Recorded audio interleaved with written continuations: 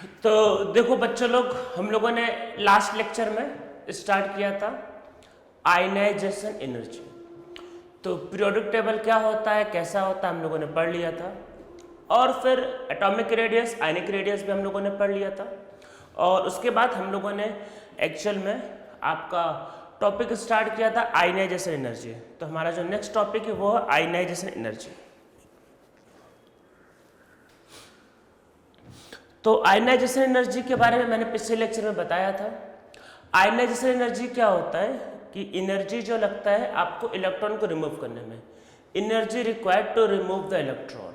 और मैंने last lecture में ये भी बताया था कि अगर आप लेफ्ट से राइट जाते हो तो लेफ्ट से राइट जाने पे देखो क्या होता है। आप या तो कह सकते हो कि इफेक्टिव न्यूक्लियर चार्ज इंक्रीज करता है। इफेक्टिव न्यूक्लियर चार्ज अगर इंक्रीज करेगा तो फोर्स ऑफ अट्रैक्शन इंक्रीज करेगा। सो आयनाइजेशन एनर्जी भी क्या होता है, इंक्रीज होता है। साथ में मैंने दो एक्सेप्शन बताया था कि बेरिलियम का आयनाइजेशन एनर्जी बोरॉन से ज़्यादा होता है एंड नाइट्रोजन का आयनाइजेशन एनर्जी ऑक्सीजन से ज़्यादा होता है। तो मैंने साथ में ये दो एक्सेप्शन भी बताए थे। हम लोग अब इसके आगे स्टार्ट करते हैं, पर स्टार्ट करने के पहले कुछ बातों को देखो ध्यान रखना है आयनाइजेशन एनर्जी के रिगार्डिंग। अगर इफेक्टिव न्यूक्लियर चार्ज बढ़ेगा मीन्स फोर्स ऑफ अट्रैक्शन, अगर इफेक्टिव न्यूक्लियर चार्ज बढ़ेगा तो जो फोर्स ऑफ अट्रैक्शन होगा between nucleus and outer most electron वो इंक्रीज करेगा। ठीक है, अगर इफेक्टिव न्यूक्लियर चार्ज बढ़ेगा तो force of attraction between nucleus and outer most electron increase करेगा।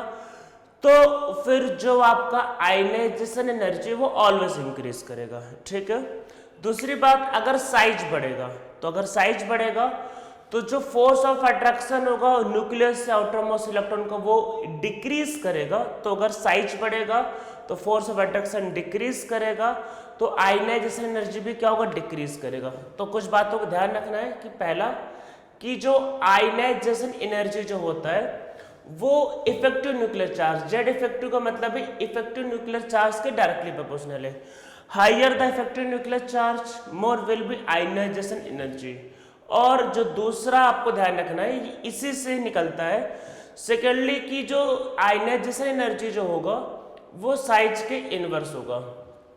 अगर साइज ज़्यादा है तो फिर आयनाइजेशन एनर्जी कम होगा, और साइज अगर कम है तो आयनाइजेशन एनर्जी क्या होगा, ज़्यादा होगा। साथ में ये सब फैक्टर को भी ध्यान रखना है कि fully filled and half filled sub shell से इलेक्ट्रॉन निकालना बहुत डिफिकल्ट होता है। तो उस केस में क्या होता है, आयनाइजेशन एनर्जी हाई होती है। और इनर्ट गैस का आयनाइजेशन एनर्जी किसी भी पीरियड में हाईएस्ट होता है। जैसे नियॉन का हाईएस्ट का मतलब बहुत ज़्यादा होता है। जैसे नियॉन का जो आयनाइजेशन एनर्जी होता है वो बहुत ज़्यादा हाई होता है। ठीक है, तो अब हम लोग इसमें आगे बढ़ते हैं और आगे कुछ चीज़ों को और समझते हैं। तो हम लोगों ने पहले देखा था लेफ्ट टू राइट, अब टॉप से बॉटम में करते हैं। अगर आप टॉप से बॉटम आते हो तो टॉप से बॉटम आने पे क्या होता है, साइज इंक्रीज करता है। साइज अगर इंक्रीज करेगा तो आयनाइजेशन एनर्जी क्या होगा, डिक्रीज करेगा। तो सब लोग सेकंड पॉइंट लिखो as we move top to bottom in periodic table size of atom increases, so ionization energy decreases. तो आयनाइजेशन एनर्जी क्या होगा, डिक्रीज करेगा। तो अगर आप टॉप से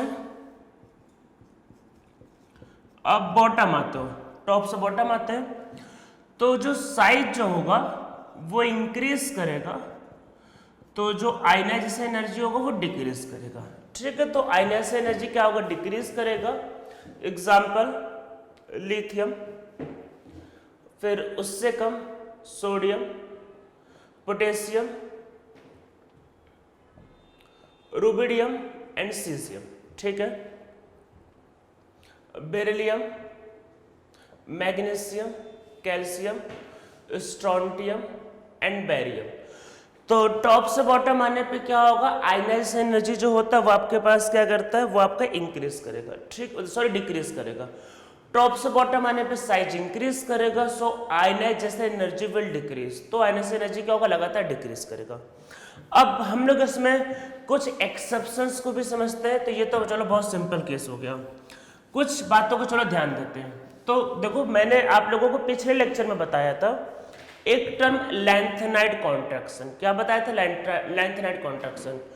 तो लैंथेनाइड सीरीज की वजह से क्या होता है, जो सिक्स्थ पीरियड जो होता है, सिक्स्थ पीरियड एलिमेंट का साइज और फिफ्थ पीरियड एलिमेंट का साइज नियरली सेम होता है। कोई कम ज्यादा हो सकता है, मैं इस पर कोई डिस्कशन अभी नहीं करना चाह रहा, पर नियरली सेम होता है, ज्यादा डिफरेंस होता नहीं। तो ड्यू टू लैंथेनाइड कॉन्ट्रैक्शन जो साइज होता है फिफ्थ पीरियड और सिक्स्थ पीरियड एलिमेंट का वो नियरली सेम होता है।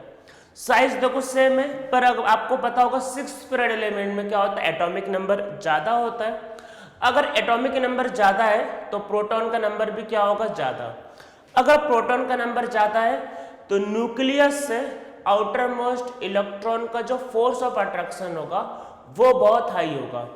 अगर फोर्स ऑफ अट्रैक्शन अगर हाई होगा तो इलेक्ट्रॉन को निकालना क्या होगा, बहुत डिफिकल्ट होगा। तो इस वजह से सिक्स्थ पीरियड का आयनाइजेशन एनर्जी फिफ्थ पीरियड से ज्यादा होता है। मैं रिपीट करता हूं मैंने क्या बताया, देखो समझो, fifth period sixth period, fifth और सिक्स्थ, तो फिर किसका पहले समझते साइज ज्यादा है। तो due to lanthanide contraction size of fifth period and sixth period element are nearly same, मतलब नियरली सेम है, कम ज्यादा कोई हो सकता है पर दोनों की साइज सेम है। पर देखो ये फिफ्थ ये सिक्स्थ, फिफ्थ सिक्स्थ, तो सिक्स्थ वाले में क्या है कि एटॉमिक नंबर ज्यादा है तो प्रोटॉन ज्यादा। अगर प्रोटॉन ज्यादा है तो फोर्स ऑफ अट्रैक्शन किसमें ज्यादा होगा, इसमें। तो यहाँ पे फोर्स ऑफ अट्रैक्शन प्रोटॉन ज्यादा तो ज्यादा अट्रैक्शन। अब ज्यादा अट्रैक्शन है सिक्स्थ पीरियड में तो इलेक्ट्रॉन निकालना क्या होगा, डिफिकल्ट होगा। तो इस वजह से क्या होता है, सिक्स्थ पीरियड एलिमेंट का जो आयनाइजेशन एनर्जी जो होता है वो फिफ्थ पीरियड एलिमेंट से ज्यादा होता है पोस्ट लैंथेनाइड सीरीज। तो सब लोग पॉइंट लिख लो, लिखो ionization energy of sixth period element is more than the ionization energy of fifth period element is more than the fifth period element post lanthanide series. तो ये कहा होगा लैंथेनाइड सीरीज के बाद। तो पहले समझते हैं कि क्या इसका मतलब है। तो जैसे मान लेते हैं कार्बन, सिलिकॉन, जर्मेनियम, टिन और लेड। लेड किसको बिलोंग करता है, सिक्स्थ पीरियड को। तो आप जब इसमें आयनाइजेशन एनर्जी की बात करोगे तो डिक्रीज डिक्रीज डिक्रीज उल्टा या इंक्रीज। तो ये फिफ्थ पीरियड और सिक्स्थ पीरियड, तो याद रखना सिक्स्थ पीरियड का आयनाइजेशन एनर्जी फिफ्थ पीरियड से ज्यादा होता है। अगर आपको ऑर्डर लिखने का मन है, कार्बन, सिलिकॉन, जर्मेनियम, फिर लेड और ये टिन, मतलब इनका पोजीशन इंटरचेंज हो जाएगा, ठीक है। सेम वैसे ही अगर करना है तो बोरॉन, एल्युमिनियम, गैलियम, इसमें एक एक्सेप्शन और भी है तो अभी इस पे करते हैं डिस्कस। तो यहाँ लिख लेते हैं पहले ये एक्सेप्शन, और पहले ये देख लेते हैं एक्चुअल में कि आपके पास जो होता है आपका इंडियम और टेलियम। इंडियम बिलोंग करता है फिफ्थ पीरियड को, टेलियम सिक्स्थ पीरियड को। तो इसका आयनाइजेशन एनर्जी ज्यादा है, किसका, टेलियम का आयनाइजेशन एनर्जी क्या है कि इंडियम से ज्यादा है। तो ये बात ध्यान रखना है कि सिक्स्थ पीरियड का आयनाइजेशन एनर्जी क्या होता है, फिफ्थ पीरियड से ज्यादा होता है, ठीक है। तो यहां तक तो चलो समझ में आ रहा होगा। तो पहले भी पी ब्लॉक को डिस्कस कर लेते हैं। तो आप लोग पहले एक फेमस एग्जांपल पे आते हैं, किसमें, एल्युमिनियम एंड गैलियम। साइज आपको याद होगा, एल्युमिनियम का साइज गैलियम से ज्यादा होता है। नॉर्मली टॉप से बॉटम आने पे मैंने कहा था साइज बढ़ता है, पर गैलियम का साइज छोटा होता है। अब एटॉमिक नंबर की बात करते हैं। इसका एटॉमिक नंबर ज्यादा तो प्रोटॉन ज्यादा, प्रोटॉन ज्यादा तो अट्रैक्शन भी ज्यादा। गैलियम का एक तो साइज भी कम, ऊपर से प्रोटॉन भी ज्यादा। तो अगर आप आयनाइजेशन एनर्जी की बात करते हो तो एल्युमिनियम से ज्यादा आयनाइजेशन एनर्जी होता है गैलियम का, ठीक है। तो इस वजह से देखो बोरॉन, एल्युमिनियम, गैलियम, इंडियम और टेलियम, इसमें देखो दो एक्सेप्शन है। पहला, एल्युमिनियम की वैल्यू गैलियम से कम होती है और इंडियम की वैल्यू टेलियम से कम होती है। मतलब इसमें ऑर्डर क्या होता है, boron, gallium, aluminium, thallium and indium, ठीक है। तो इसमें अलग अलग रीजन है। एल्युमिनियम और गैलियम में रीजन क्या था, d block contraction. Due to d block contraction size of gallium is less than the aluminium, so ionization energy of gallium is more than the aluminium. तो इसका आयनाइजेशन एनर्जी ज्यादा होगा, इसका कम होगा, और वही सेम आपका ये ऑर्डर आ जाएगा, ठीक है। तो ये आपका हो गया पी ब्लॉक के लिए आपका आयनाइजेशन एनर्जी। बाकी उसमें कोई एक्सेप्शन नहीं, बस ध्यान रखना है कि for p block element ionization energy of 6th period element is more than the 5th period element. ठीक है, ये बात को ध्यान रखना है। जैसे चलो एक एग्जांपल लिखने का आपका मन करे तो और देख लो, नाइट्रोजन, फॉस्फोरस, एर्सेनिक, एंटीमनी, बिस्मथ। ठीक है, तो कम कम कम और ज्यादा। ठीक है, तो इन दोनों में कंपेयर करोगे तो बिस्मथ का जो आयनाइजेशन एनर्जी जो होता है वो आपके पास क्या होता है, एंटीमनी से ज्यादा होता है। तो बिस्मथ का आयनाइजेशन एनर्जी क्या होता है, एंटीमनी से ज्यादा होता है। ठीक है, तो ये आपके पास इसमें ऑर्डर आएगा। ठीक है, बाकी ऑक्सीजन और हेलोजन्स में दिक्कत नहीं आएगा। क्यों दिक्कत नहीं आएगा, क्योंकि वहां पे 6th पीरियड की बात क्यों नहीं करते, क्योंकि उसके एलिमेंट रेडियो एक्टिव। जैसे मान लेते हैं ऑक्सीजन, सल्फर, सेलेनियम, टेरिलियम। इसके नीचे पोलोनियम होता है। पोलोनियम इज रेडियो एक्टिव, तो उसमें क्वेश्चंस नहीं आएगा, तो उसको हटा दो। रेडियो एक्टिव तो उसको हटा दो। ठीक है, वो स्टेबल नहीं होता, तो इसमें बहुत सिंपल है, लगातार डिक्रीज करता है। सेम वही फ्लोरीन, क्लोरीन, ब्रोमीन, आयोडीन। तो ये ऑर्डर होता है आयनाइजेशन एनर्जी का, इसमें कोई भी चेंजेस नहीं, टॉप से बॉटम आने पे कम होता है। पर याद रखना for p block element 6th period का जो आयनाइजेशन एनर्जी जो होता है वो 5th पीरियड ज्यादा होता है। अब हम लोग इसमें एक और कर लेते हैं डी ब्लॉक एलिमेंट। तो डी ब्लॉक के केस में भी क्या होता है कि जो 5D सीरीज है, 5D सीरीज, उसकी वैल्यू 4D से ज्यादा होती है। अगर आप एक्चुअल में पूछो तो ऐसा होता है 3D से कम 4D और 4D से ज्यादा 5D। एक्चुअल 4D से ज्यादा 5D होता है, पर एक्चुअल में अगर पूछा जाए तो एक्चुअल में 5D की जो वैल्यू जो होती है वो एक्चुअल में 3D और 4D दोनों से ज्यादा होती है। ये इंपॉर्टेंट है, ध्यान रखना, इंपॉर्टेंट है ये। तो ड्यू टू लेंथेनाइड के बाद आता है 5D।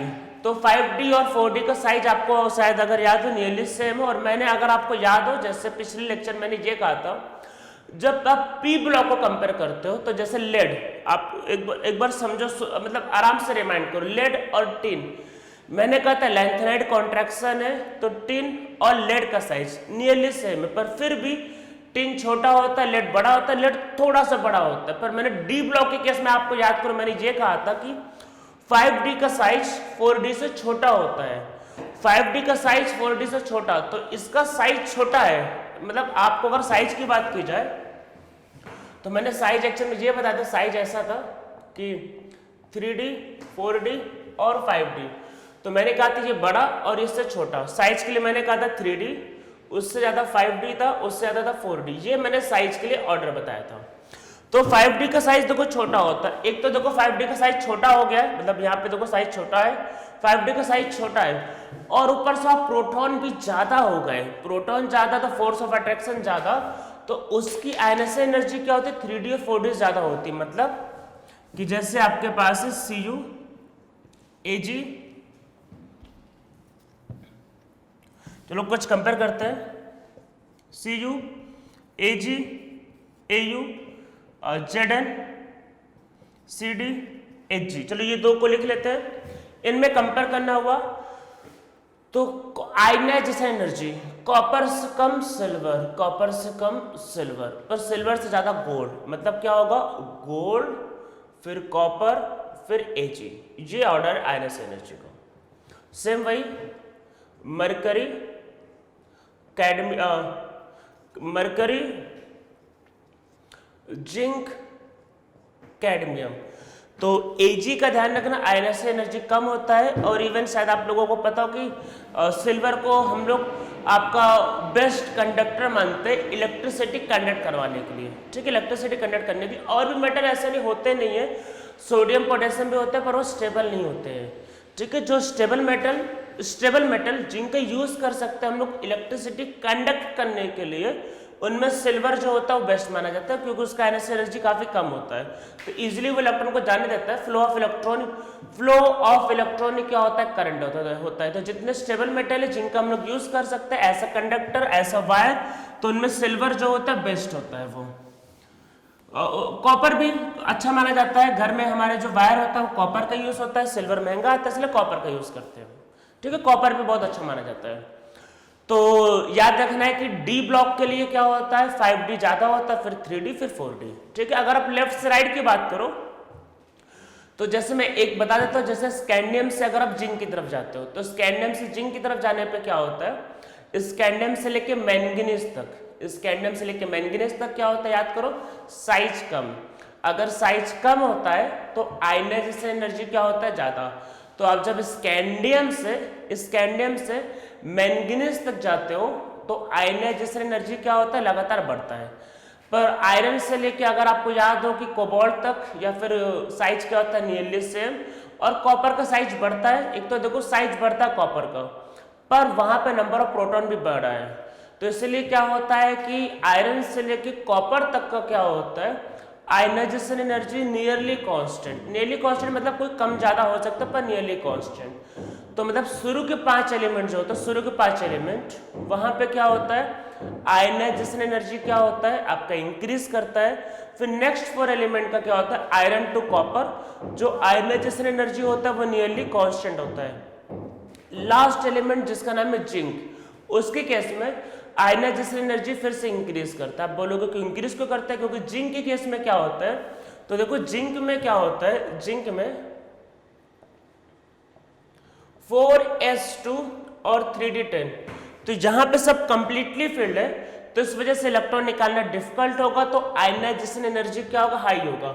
Completely filled sub shell से या ऑर्बिटल से इलेक्ट्रॉन निकालना डिफिकल्ट होता है, इसलिए जिंक का क्या होगा, आयनाइजेशन एनर्जी क्या होता है आपका, हाई होता है। तो याद रखना है कि scandium to manganese ionization energy increase करता है क्योंकि साइज डिक्रीज करता था। From iron to copper ionization energy nearly constant होता है, कम ज्यादा होता है पर नियरली कांस्टेंट, मतलब ज्यादा वैल्यूम डिफरेंस नहीं, nearly constant. And last zinc में क्या होता है, आयनाइजेशन एनर्जी फिर से इंक्रीज करता है due to fully filled s and d orbital in zinc. ठीक है, तो ये आपका हो गया ionization energy simple s block, p block and d block में। अब हम लोग आयनाइजेशन एनर्जी को थोड़ा और डिटेल में करते हैं, तो अब आगे लिखते हैं इसमें सक्सेसिव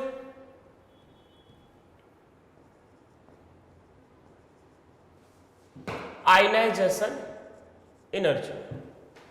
तो क्या है हमारा topic, successive ionization energy. Successive मतलब कि एक के बाद दूसरा, दूसरे के बाद तीसरा निकालना। जैसे सपोज करते हैं magnesium, Mg magnesium atomic number 12 होता है, तो क्या होता है 2,8,2।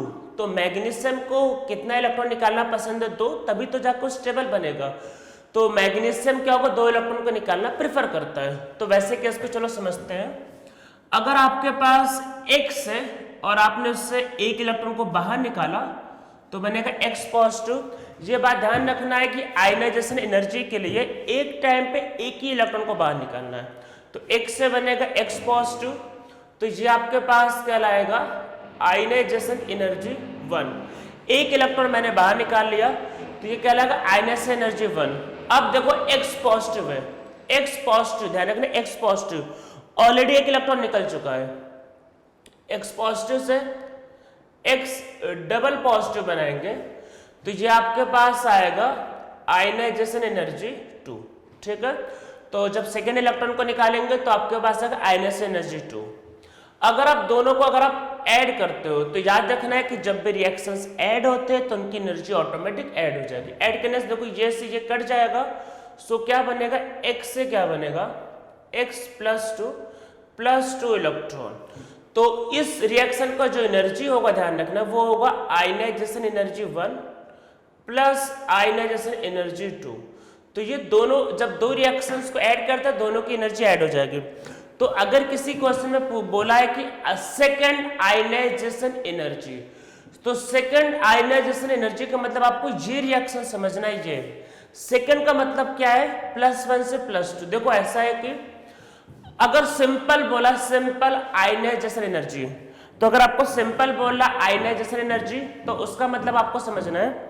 तो अगर सिंपल बोलता है आयनाइजेशन एनर्जी तो उसका मतलब आपको समझना है क्या, X से X प्लस, मतलब सिंपल बोला आयनाइजेशन एनर्जी तो इसका मतलब आपको न्यूट्रल से बनाना है +1। ठीक है, इसका मतलब। पर अगर आपको मान लो बोला है कि सेकंड आयनाइजेशन एनर्जी, तो सेकंड का मतलब क्या है कि +1 से बनाना है +2। अगर आपको बोला थर्ड आयनाइजेशन एनर्जी तो +2 से बनाना है +3, ध्यान रखना है कि +2 से +3।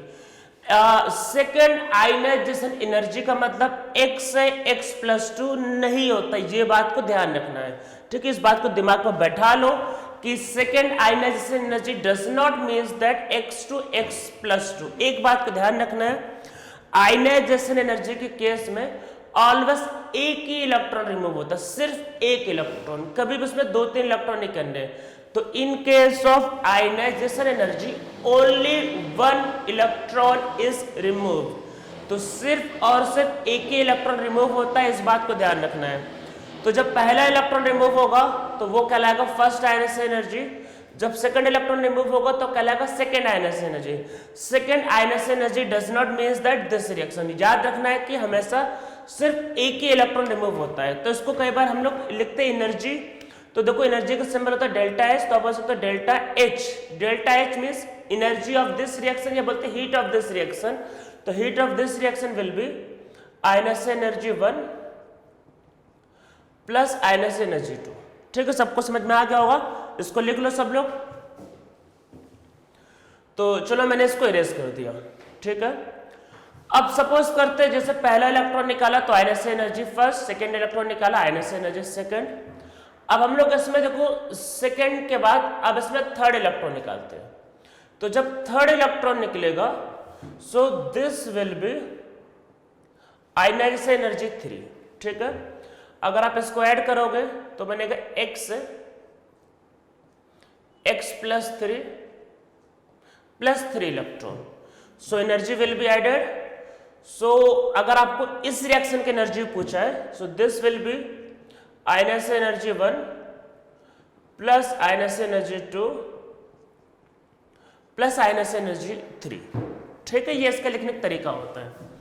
तो ये समझ में आया, अगर आप रिएक्शंस को ऐड करोगे तो एनर्जी भी आपका ऐड हो जाएगी, ठीक है। अब देखो होता क्या है, कोई भी एटम हो इंक्लूडिंग इनर्ट गैस, कोई भी हो, कोई एक्सेप्शन नहीं।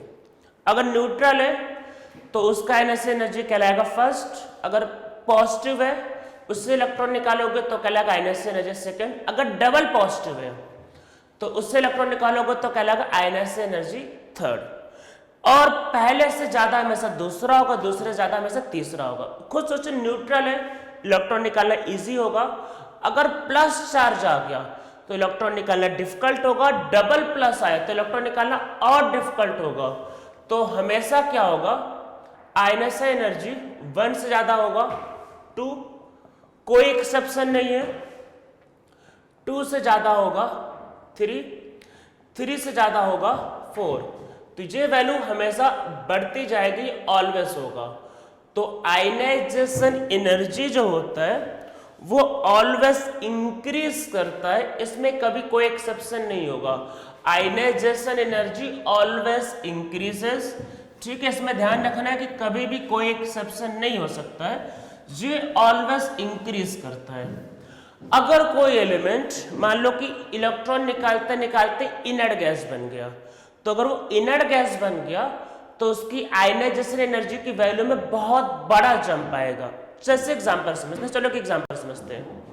आपके पास था भाई मैग्नीशियम 2,8,2, ठीक है। तो मैग्नीशियम से आपने क्या बनाया, Mg+1 प्लस इलेक्ट्रॉन।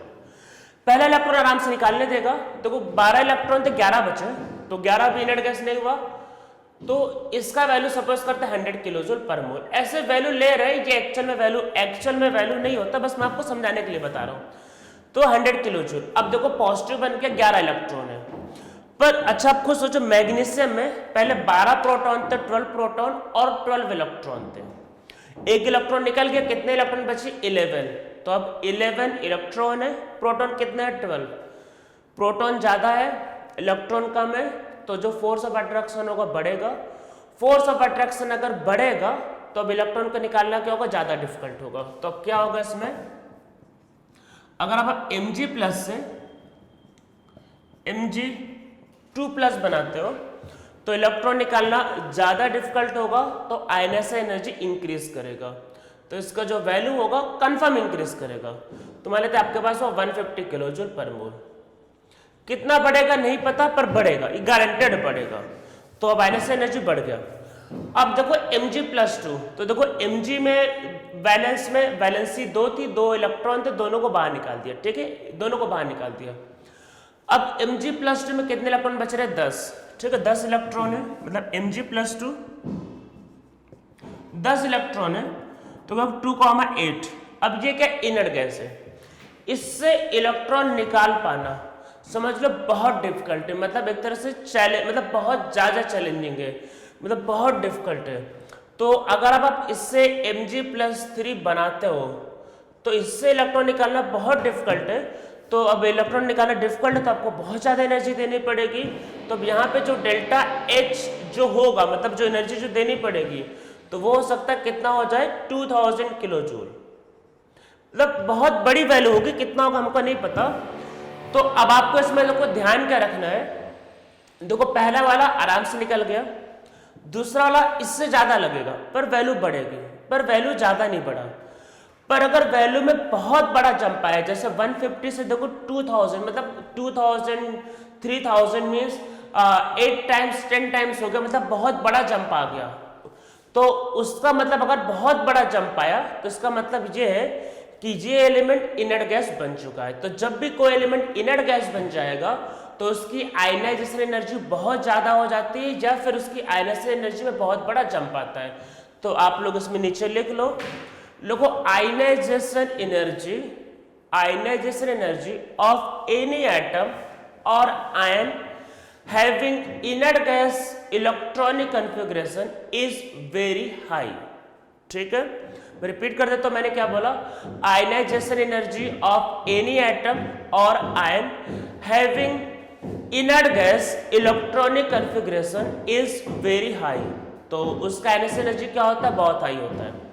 अगर किसी के मतलब मान लेते हैं कि आयनाइजेशन एनर्जी में बहुत बड़ा जंप आया तो उसका मतलब उसने इनर्ट गैस कन्फिगरेशन अचीव कर लिया। तो नेक्स्ट लाइन से लिखो if value of ionization energy increases suddenly, it means that given species achieved inert gas configuration. It means that given species achieved inert gas configuration. तो अगर given species क्या होगा कि उसके आयनाइजेशन एनर्जी में बहुत बड़ा जंप आता है तो उसका मतलब उसने इनर्ट गैस कन्फिगरेशन को अचीव कर लिया है। और आप लोगों को इस पे एक क्वेश्चन आ सकता है वैलेंसी को फाइंड करने के लिए, मतलब ऐसा question specially JEE Main, NEET या सीईटी जैसे एग्जाम में आ सकते हैं। एक बात तो याद रखना है कि जिन लोगों का टारगेट जेईई एडवांस है उसके पहले उसको जेईई मेन भी क्वालिफाई करना होता है। तो जेईई मेन, नीट या सीईटी जैसे एग्जाम में ऐसे क्वेश्चन आ सकते हैं। तो हम लोग एक इस पे क्वेश्चन लिखते हैं।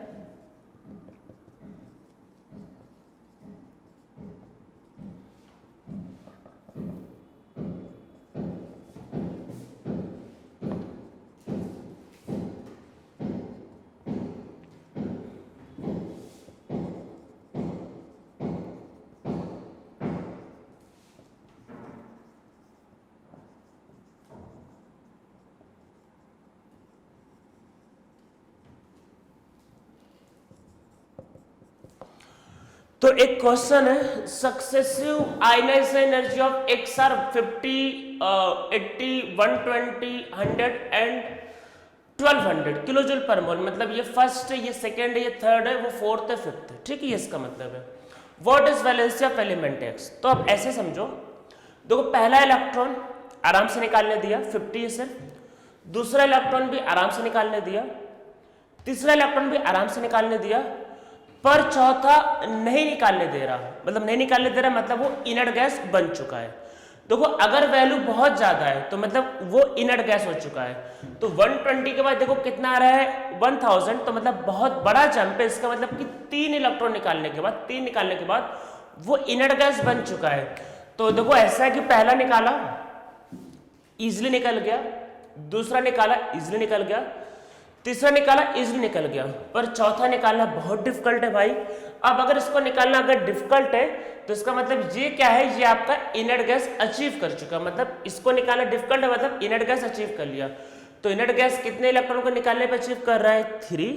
तो 3 इलेक्ट्रॉन को निकालने को इनर्ट गैस अचीव कर रहा है, इसका मतलब कि X का वैलेंसी होगा 3। तो लिख लो कि valency of element X is 3।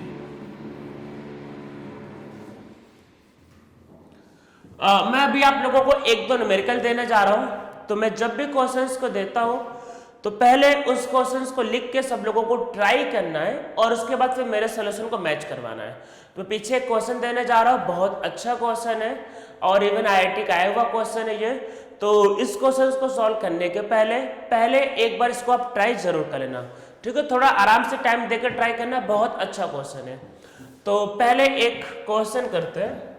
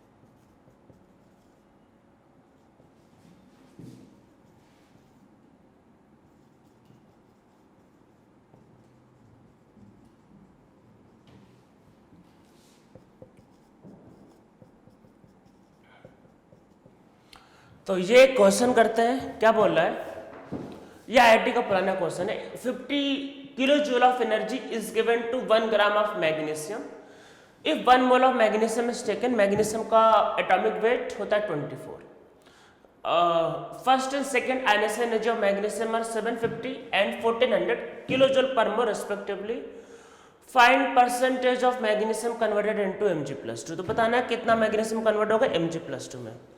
तो देखो सबसे पहली बात तो देखो, पहले मैग्नीशियम से बनेगा मैग्नीशियम प्लस, फिर मैग्नीशियम प्लस से बनेगा मैग्नीशियम 2+। आगे का मेरा सोल्यूशन देखने के पहले सब लोग एक बार इसको ट्राई जरूर कर लेना। तो ये बात ध्यान रखना है कि पहले मैग्नीशियम से बनेगा मैग्नीशियम प्लस, फिर मैग्नीशियम प्लस से बनेगा मैग्नीशियम 2+।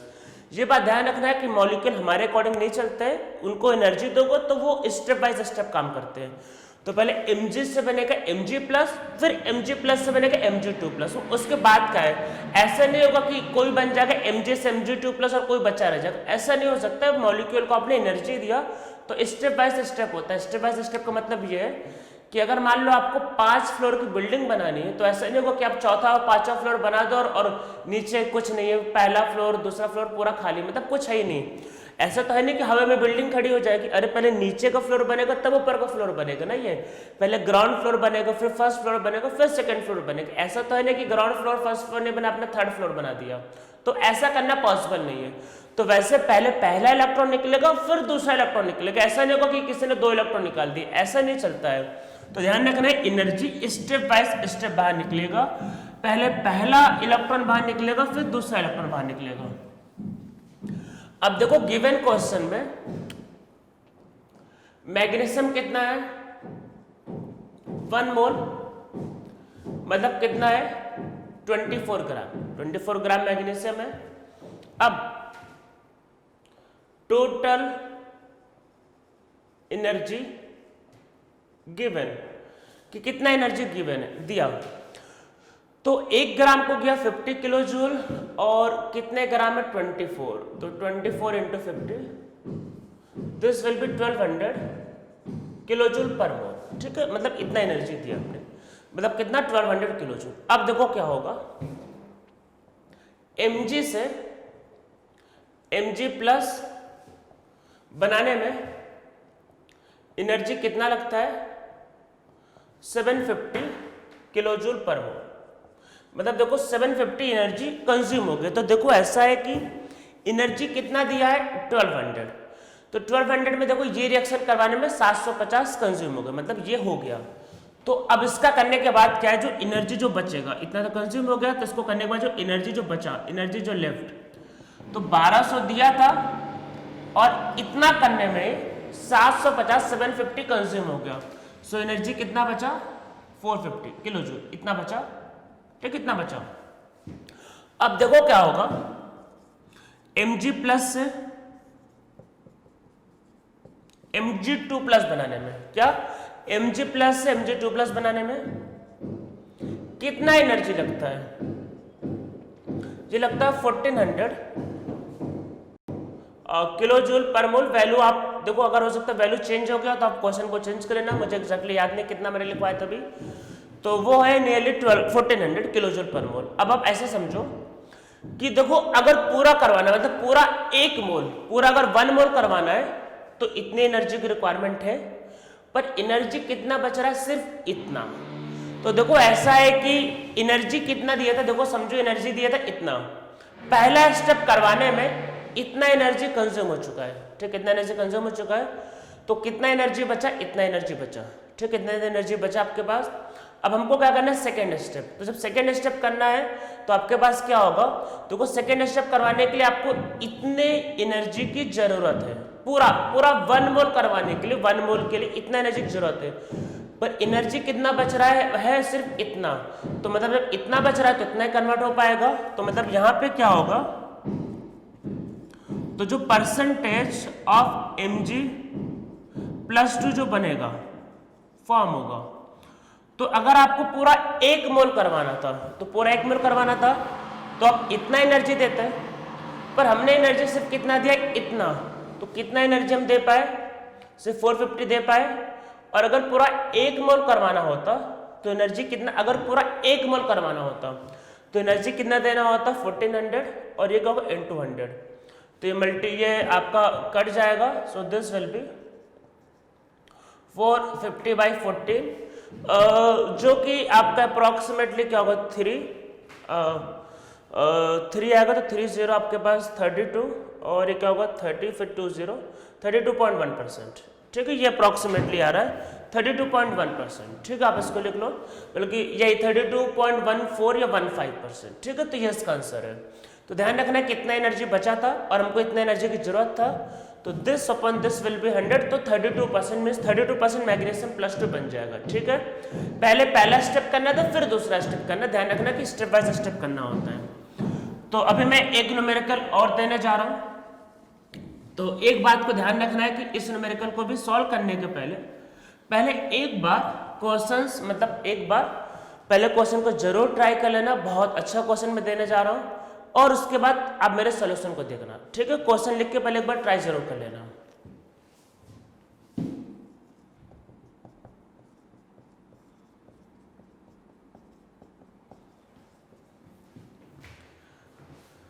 ये एक रिएक्शन है,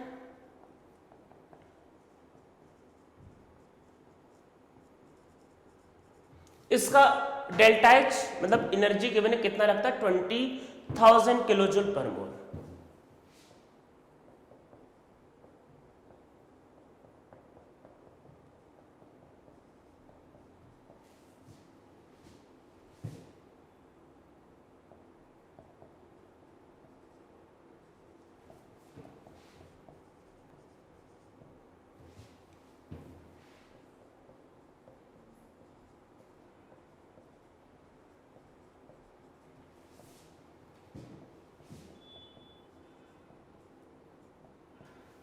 If first ionization energy of lithium is 500 kilojoule per mole, find second and third ionization energy of lithium। ठीक है, ये हमको सॉल्व करना है। इसको सॉल्व करने के पहले एक बार आप लोग वीडियो को पॉज करके जरूर ट्राई कर लेना। ठीक है, तो मैं चलो जो लोगों को, आप लोगों को एक हिंट दे देता हूं कि इसमें बोर्स मॉडल का यूज होगा। ठीक है, अब फिर से पॉज करो, फिर से ट्राई करो। अब हम लोग चलो इसको क्वेश्चन को सॉल्व करते हैं।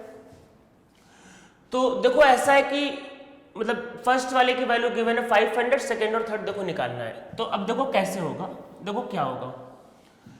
तो पहली बात तो आप जब लिथियम से लिथियम +1 बनाओगे तो ये पहला होता है। तो फर्स्ट वाले का आयनस एनर्जी 1 गिवन है कितना 500 किलो जूल पर मोल दे रखा है, ठीक है। जब Li प्लस से Li2 प्लस बनाओगे तो इसका जो आयनस एनर्जी होगा ये हमको नहीं पता है, ठीक है। और Li2 प्लस से Li जब +3 बनाएंगे तो इसका भी आयनस एनर्जी हमको नहीं पता है, ठीक है। हमको ये दोनों चीजें नहीं पता है, ठीक है। ये पर ये जो है ये याद रखना, ये Li+2 याद करो बोर्स मॉडल में बहुत बार आया था। ये है यूनी इलेक्ट्रॉन स्पीसीज। केमिस्ट्री में अगर कभी भी यूनी इलेक्ट्रॉन स्पीसीज दिखाई दे तो आपके दिमाग में एक ही घंटी बजनी चाहिए, Bohr's model, uni electron species Bohr model, कुछ और दिखना ही नहीं चाहिए। आपका ध्यान अर्जुन के जैसा होना चाहिए अगर आप आईआईटी में जाना चाहते हो तो। और जैसे ही यूनी इलेक्ट्रॉन स्पीसीज दिखाई दे तो आपको बोर्स मॉडल के अलावा कभी कुछ और दिखना ही नहीं चाहिए। एक इलेक्ट्रॉन मींस बोर्स मॉडल, तो चुपचाप इस पे बोर्स मॉडल अप्लाई करना था, ठीक है। तो अब जब तीनों को आप ऐड करोगे तो तीनों को ऐड करने से ऊपर वाला रिएक्शन आएगा, क्या आएगा,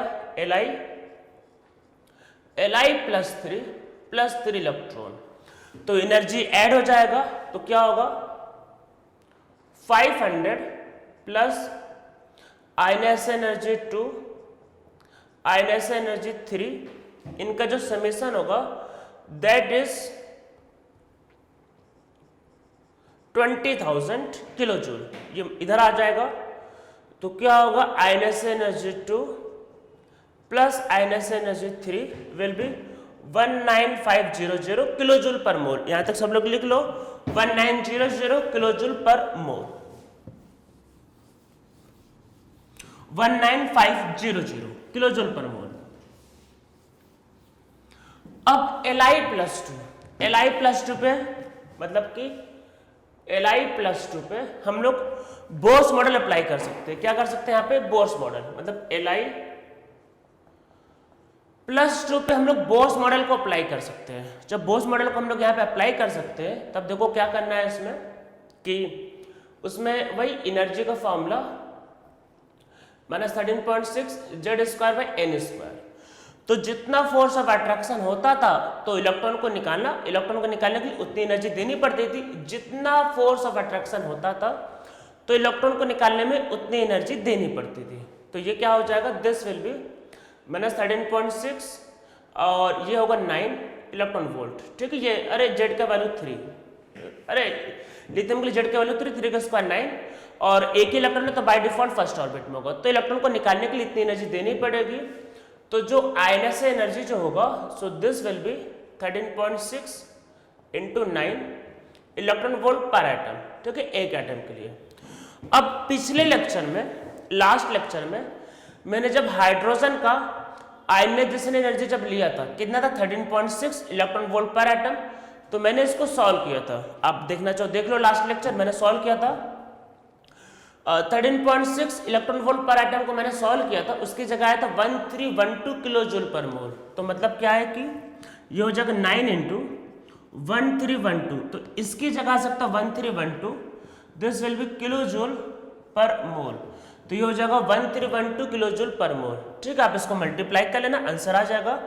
तो ये क्या है कि आप Li+2 से Li+3 बना रहे हो, तो इसका मतलब ये हुआ कि इस क्वेश्चन में आयनस एनर्जी जो 3 होगा इसको मल्टीप्लाई करना, तो 9 × 13 आप करके देख लेना 1312, ये आएगा आयनस एनर्जी 3 और ये मल्टीप्लाई करके, और जो आयनस एनर्जी फिर जो 2 होगा दिस विल बी 19500 माइनस 9 × 1312, ठीक है। ये 2 की वैल्यू आएगी। आप अगर इसमें एक बात को गौर करोगे तो देखो क्या हो रहा है, Li से Li+1 इसको बनाने में एनर्जी लगा है 500 बस किलो जूल पर मोल। ये मेरे हिसाब से ये वैल्यू 12,000 के आसपास आएगी, आप करके देखना। ये 12,000 के आसपास आएगा और ये करीब करीब 7,000 करके देखना, आप कैलकुलेशन चेक कर लेना। ये नियरली आएगा 12,000, ये नियरली 7,000। तो देखो Li में क्या होता है 3 इलेक्ट्रॉन 2,1, अब Li प्लस में 2 इलेक्ट्रॉन है। Li प्लस का इलेक्ट्रॉनिक कॉन्फ़िगरेशन वही होता है जो हीलियम का होता है। अब यहाँ से इलेक्ट्रॉन निकालना डिफिकल्ट है, बहुत चैलेंजिंग है। तो अगर चैलेंजिंग है तो इसलिए देखो Li प्लस से आप जब Li2 प्लस बनाते हो तो जो आयनेशन एनर्जी जो 2 आता है उसकी वैल्यू करीब करीब कितना आ रहा है 7000। तो इसकी वैल्यू करीब करीब 7000। तो देखो वो इससे करीब करीब 14 टाइम्स ज्यादा है। तो मतलब क्या होता है, मतलब होता ये है कि जब वो इनर्ट गैस बन जाता है तो आयनेशन एनर्जी में बहुत बड़ा जंप होता है वो। ठीक है, तो आप लोगों को ये पूरा क्वेश्चन समझ में आ गया होगा। बहुत अच्छा क्वेश्चन था ये।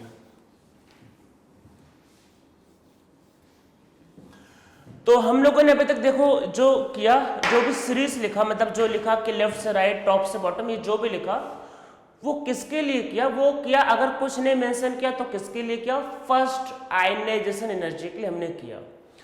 तो कई बार इसमें क्या हो सकता है कि आपको सेकंड और थर्ड आयनाइजेशन एनर्जी के बारे में पूछा जा सकता है।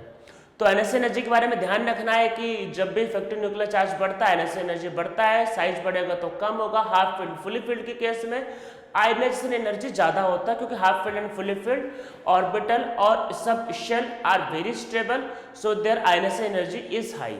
ठीक है, तो उनकी आयनाइजेशन एनर्जी क्या होती है, हाई होती है। अब हम लोग इसको और समझते हैं। तो देखो इसको समझते हैं कि क्या होगा ये। तो एक क्वेश्चन करते हैं। देखो मैं अब जो क्वेश्चन जो करवाने जा रहा हूं बहुत अच्छा क्वेश्चन है। अगर नीट का क्वेश्चन पेपर अच्छा आया तो उसमें भी मैं न्यूमेरिकल नहीं करवाने जा रहा। एक्चुअली मैं अभी जो लिथियम वाला जो न्यूमेरिकल मैंने करवाया वो सिर्फ जे एडवांस के लिए था। वैसा क्वेश्चन जे मेन और नीट दोनों में नहीं आ सकता है। अभी मैं एक क्वेश्चन जो करवाने जा रहा हूँ, ये क्वेश्चन क्या है कि बहुत डिफिकल्ट सोचने वाला क्वेश्चन है। ये अगर नीट का पेपर थोड़ा सा अच्छा है, थोड़ा सा ये आए कि बच्चों को टेस्ट किया जाए तो ऐसा क्वेश्चन आ सकता है। देखो जेई मेन की जहां तक बात है, जेई मेन में पहले क्वेश्चन ज्यादा आया करते हैं। मैं आपको बताऊं बहुत पहले तो 45 क्वेश्चन आते, धीरे धीरे 45 से 30 किया और लास्ट ईयर मतलब इसी साल मतलब आपका 30 से 25 कर दिया। नंबर ऑफ क्वेश्चंस अगर डिक्रीज करेगा, एक बात को ध्यान रखना है कि अगर नंबर ऑफ क्वेश्चंस डिक्रीज होंगे तो लेवल ऑटोमेटिक बढ़ेगा। तो धीरे धीरे जेई मेन का लेवल बढ़ता जा रहा है। और आप अगर मतलब आप समझो करंट टाइम पे ऐसा है कि जेई मेन और जे एडवांस के लेवल में बहुत ज्यादा डिफरेंस नहीं है। क्यों? क्योंकि जेई मेन में आते हैं 25 क्वेश्चन और जे एडवांस में आते हैं करीब करीब 18-20 क्वेश्चन पर सब्जेक्ट ना। मैं पर सब्जेक्ट की बात कर रहा हूँ। तो इसलिए अब जेई मेन और जे एडवांस के लेवल में ज्यादा डिफरेंस बचा नहीं है एक्चुअल में। तो जेई मेन में क्योंकि नंबर ऑफ क्वेश्चंस कम हो गए तो उसका लेवल अब ऑटोमेटिक थोड़ा सा इंप्रूव कर गया, तो ज्यादा डिफरेंस है नहीं। तो मैं जो क्वेश्चन करवाने जा रहा हूँ नीट, जेई मेन, जे एडवांस सबके लिए इंपॉर्टेंट, सबके लिए। तो एक क्वेश्चन लिखते हैं।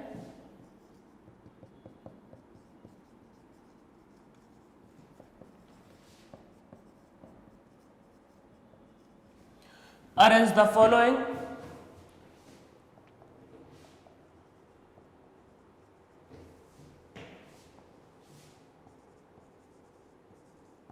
In the increasing order of second ionization energy. In the increasing order of second ionization energy. अब आपको second ionization energy को कंपेयर करना है। क्वेश्चन को देने के बाद सब लोग वीडियो पॉज करके थोड़ा सा सोचना, ठीक है? नहीं सोचोगे आईआईटी या फिर जेई मेन या कहीं पे भी नहीं जा पाओगे। सोचो। उन लोगों को इंटेलिजेंट आदमी चाहिए, उन लोगों को रट्टा मारने आदमी नहीं चाहिए। बोर्ड में 90-95% कोई भी ला सकता है। कोई भी टॉम डिक एंड हेरी बोर्ड में 90% ला सकता है, उसकी कोई वैल्यू नहीं। मतलब मेरी नजरों में 10th के मार्क्स की कोई वैल्यू नहीं एक्चुअल में, किसी भी अच्छे टीचर की नजरों में कोई वैल्यू नहीं और आईआईटी की भी नजरों में कोई वैल्यू नहीं एक्चुअल में। तो कोई भी टॉम डिक एंड हेरी बोर्ड में 90% मार्क्स ला सकता है, उसकी कोई वैल्यू नहीं है। इसलिए उन लोगों को अब 90% लाने का मतलब सिर्फ रट्टा मारना होता है। तो उनको ऐसे बच्चे नहीं चाहिए, उनको वो बच्चे चाहिए जो एग्जाम में सोच सके। इसलिए कोई भी क्वेश्चन देने के बाद सोचो, कोई जल्दी नहीं, थोड़ा सोचो, थोड़ा विचार करो, ठीक है? तो उसके बाद उस क्वेश्चन को फिर सॉल्व करो। जब तक एनालाइज नहीं करोगे, जब तक थिंक नहीं करोगे, तब तक आप भूल जाओ आईआईटी या फिर एनआईटी, किसी भी अच्छे कॉलेज को भूल जाओ। इंडिया में इतनी ज्यादा पॉपुलेशन है और क्या है कि उनको अच्छे बच्चे चाहिए, तो उसके लिए वो क्वेश्चंस ऐसे देते हैं जिसमें बच्चा एनालाइज करे, ठीक है? थोड़ा एनालाइज करना, इस क्वेश्चन को पहले एनालाइज करना, सोचना, खुद का एक ऑर्डर बनाना, फिर मेरे ऑर्डर से कंपेयर करना और फिर देखना, ये भी सोचना कि आपने क्या मिस्टेक किया। तो लिखते हैं इसमें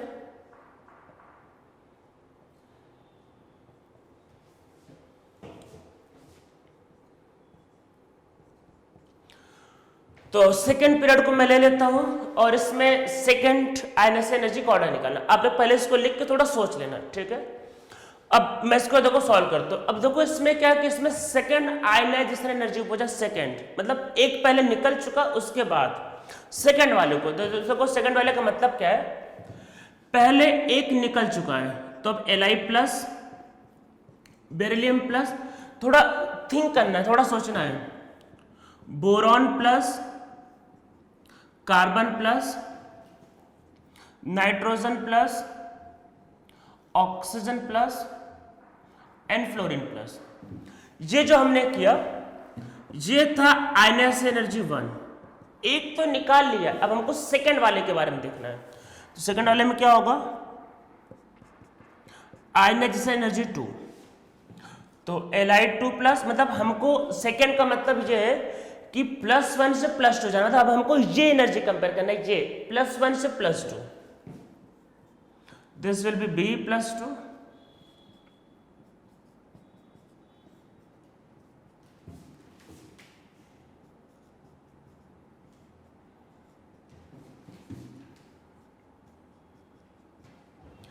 ठीक है। तो हमारे पास ये आएगा, तो +2 +2 +2, ठीक है, ऐसा आपके पास चलता जाएगा ये। अब देखो होगा क्या, तो मैं पहले वाले को इरेज कर देता हूं, हमारे काम का नहीं है, इसको इरेज कर देता हूं। ये सेकंड का मतलब है।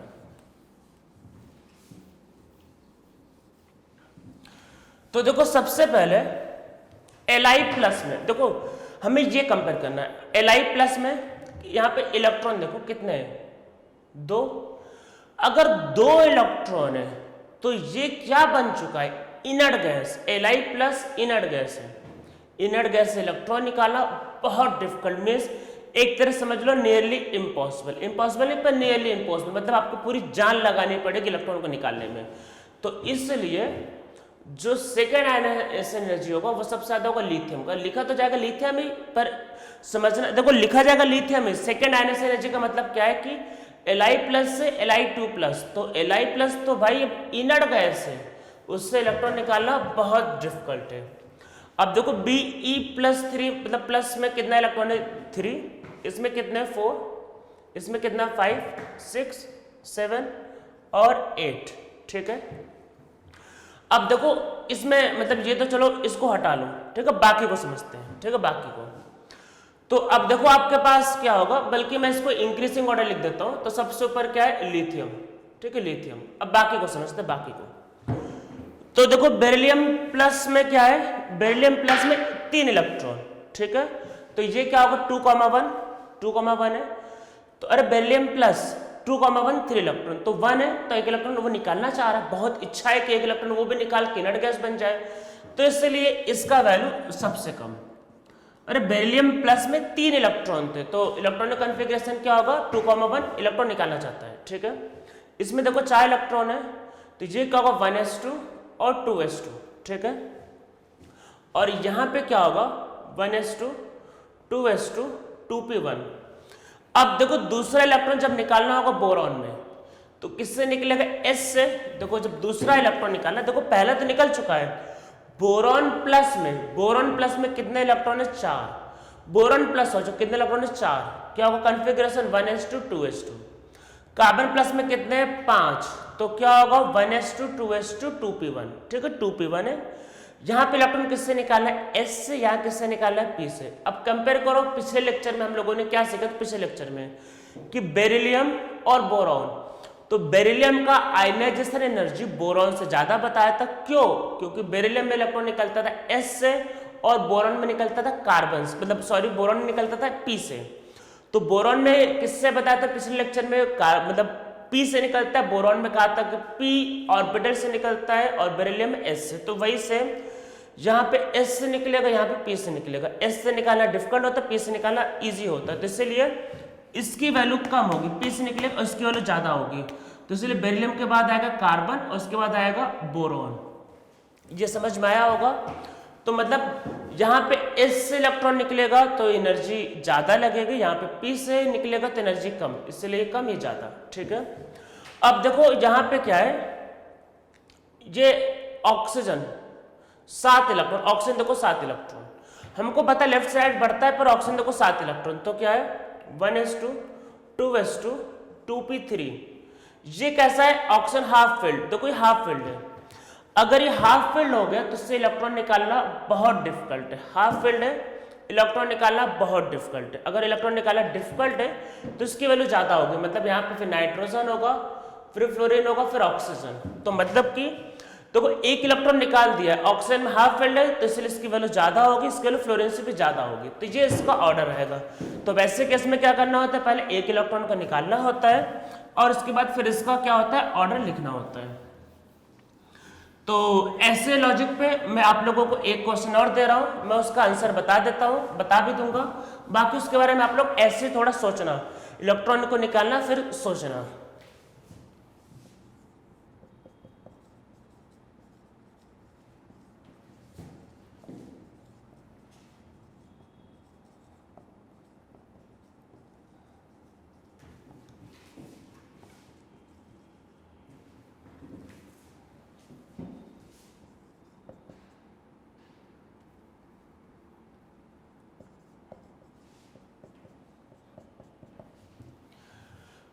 Arrange the following in increasing order of third ionization energy.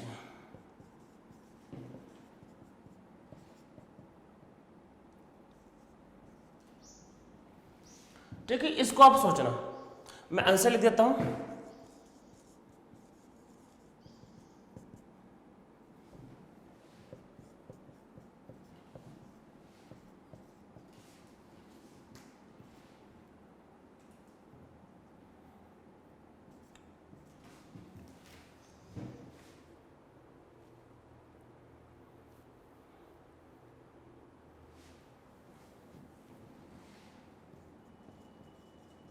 ठीक है, ये इसका ऑर्डर है, आप लोग इसको सोचना, आ जाएगा आंसर।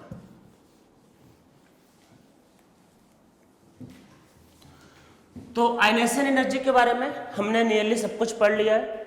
इलेक्ट्रॉन को बाहर निकालने की एनर्जी आयनेशन एनर्जी होती है, सब कुछ नियरली कर लिया है इसमें। और बाकी कटायन का मैंने बताया कि न्यूट्रल वाले से कटायन की वैल्यू ज़्यादा होती है। तो क्या होगा कि जैसे जैसे इलेक्ट्रॉन निकालते जाते हैं आयनेशन एनर्जी बढ़ती जाएगी ऑलवेज। ठीक है, इसके कुछ एप्लीकेशन एक दो पॉइंट लिख लेते हैं। तो नीचे अब आप लोग लिखो एप्लीकेशन ऑफ आयनाइजेशन एनर्जी। ठीक है, application of ionization energy.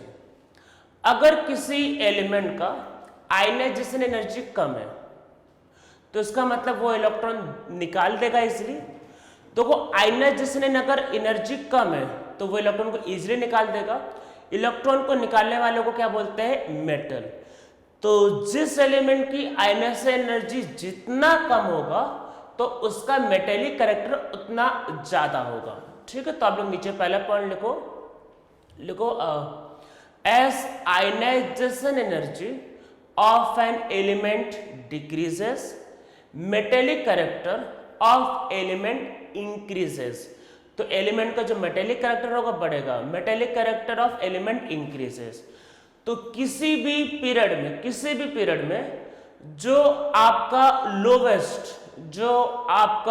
Lowest ionization energy होता है वो किसका होता है? एल्केली मेटल का। तो किसी भी पीरियड में लोवेस्ट आयनाइजेशन एनर्जी किसका होता है? एल्केली मेटल का। तो इसीलिए किसी भी पीरियड में सबसे ज्यादा मेटेलिक कैरेक्टर किसका होता है? एल्केली मेटल का। ठीक है, तो याद रखना है कि जितना कम आयनाइजेशन एनर्जी होता है उतना ही ज्यादा उसका क्या होता है? आपका मेटेलिक कैरेक्टर। ठीक है, ये बात ध्यान रखना है कि lesser ionization energy more will be the metallic character. ठीक है, उसका मेटेलिक कैरेक्टर क्या होगा? ऑटोमेटिक हाई होगा। ये बात को आपको ध्यान रखना है। एक सेकंड पॉइंट लिखते हैं। देखो आप लोगों को पता होगा रिडक्शन और ऑक्सीडेशन। ठीक है, तो इसके बारे में हम लोग आगे डिस्कस करेंगे, आगे पूरा चैप्टर आगे रिडॉक्स रिएक्शन करके, पर अभी थोड़ा सा। तो ऑक्सीडेशन का मतलब आपको पता होगा लॉस ऑफ इलेक्ट्रॉन, और रिडक्शन का मतलब होता है गेन ऑफ इलेक्ट्रॉन। ठीक है, अगर किसी एलिमेंट का आयनाइजेशन एनर्जी कम है तो उसका ऑक्सीडेशन इजीली हो जाएगा। ठीक है, अगर ऑक्सीडेशन इजीली होता है तो आप लोगों को पता होगा दो term, reducing agent and oxidizing agent. तो जिसका ऑक्सीडेशन होता है वो हमेशा दूसरे को रिड्यूस करता है, जिसका ऑक्सीडेशन होता है वो हमेशा दूसरे को रिड्यूस करता है। तो इसलिए वो क्या कहलाता है, गुड रिड्यूसिंग एजेंट। ठीक है, तो नीचे इसमें लिखो element with low ionization energy are good reducing agent. ठीक है, तो जिसका आयनाइजेशन एनर्जी कम होता है वो इजीली ऑक्सीडाइज हो जाता है, और जो ऑक्सीडाइज होता है वो एक अच्छा क्या होता है, रिड्यूसिंग एजेंट। ठीक है, तो हम लोगों का ये लेक्चर आज का कंप्लीट हो गया। अब हम लोग नेक्स्ट लेक्चर में करेंगे इलेक्ट्रॉन एफिनिटी के बारे में।